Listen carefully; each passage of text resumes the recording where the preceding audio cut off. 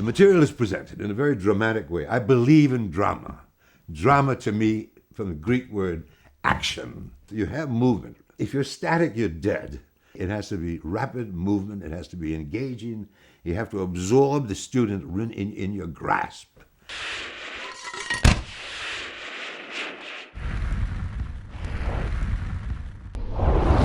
Great psychiatrist Adler once said, and I love this description, one word, one sentence. It was he who said it first and said it best. Drama is the artistic expression of empathy. The job of the teacher is to be empathetic, to teach and work with a student, to get the student involved, to have this kind of a relationship. And when that works, it's unbeatable. Language really is kind of a ritual performance where rhythm and music and emotion indeed induce people to remember. The teacher unloads the lesson, and then comes the dance, comes the choreography, comes the movement, comes the engagement. So it's reinforcing the language, but in a highly dramatic, active, fun way. Please and instruct. Those are the basic two elements.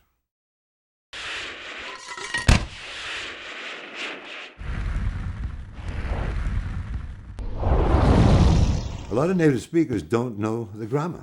They have no sense of what grammar really is or means. If you know another language, for one thing, you are aware that language is a structured, a contained process. In other words, it's built on logic. That is to say, utterances become logic, even though they don't sound it or may not even be it. But the point is, it falls over into mathematics, believe it or not, logic, right? And self-esteem, to me, is extremely important for a kid. And I've noticed this. The ones who really speak languages are proud of themselves. And that feeds into their character.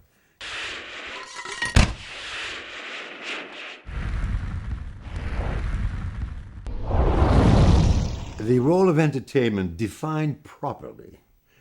Entertainment does not mean making funny faces or doing clown tricks or walking around with hoops and bananas. Entertainment means of keeping the kid's attention because it's agreeable to the student.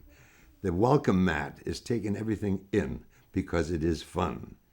And that's where it is. It's a simple, simple concept which people don't seem to understand. Entertain in order to instruct. If you divorce the two, you're dead. If I'm trying to teach somebody something that one might want to resist because it's too hard, take a substance that most people in French would find difficulty with, the subjunctive, for instance. So that's my wall, and I got to run right into it because they know it's a barrier. They're not going to dig it. I have to smash the barrier. This is where the entertainment comes in. The entertainment with a purpose. Go into a situation where the student would be completely involved immediately in a situation that demands something in the subjunctive.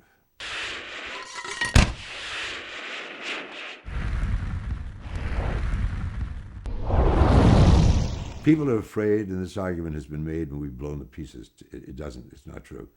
That if a kid learns another language, that the kid's going to suffer in English. That's absolute nonsense.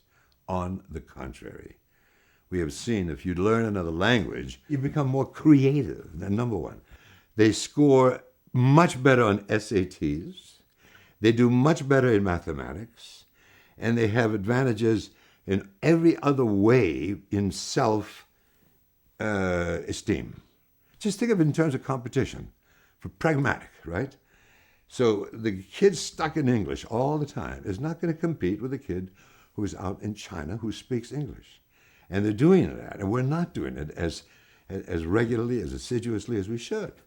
And that's why we're failing, and failing miserably, I might add.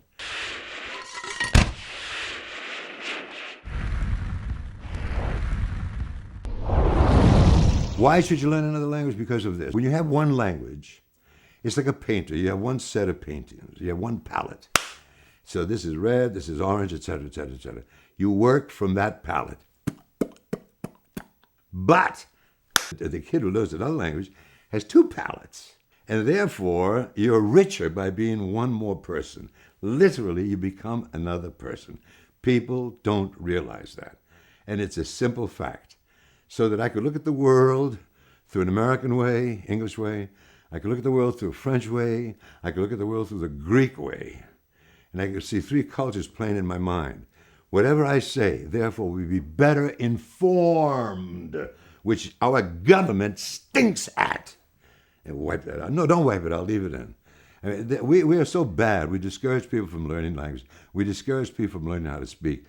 And you know, it all goes back to Theodore Roosevelt, 1919, when in a chauvinistic mood said, I will not allow that America become a polyglot boarding house. That's the most moronic statement in the world. But what did it do? It crippled all the immigrants so that you should have the names cut in two. So Papadopoulos became Papa, which is kind of stupid. My people did not change their name. And then you were afraid to teach your kids the language because they had to speak English. To give you an idea how bad we are in the United States, U.S. State Department issued, this was in USA Today a couple of months ago, there are 34,000 employees in the State Department, right? Now, how many people do you think speak Arabic fluently? People would normally say maybe a couple of thousand. No, 10 people. You got the equation? 35,000 people working for the United States State Department, right?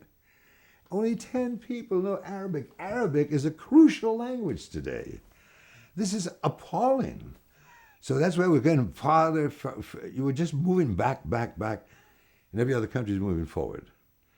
And that's utterly absurd. It's indefensible.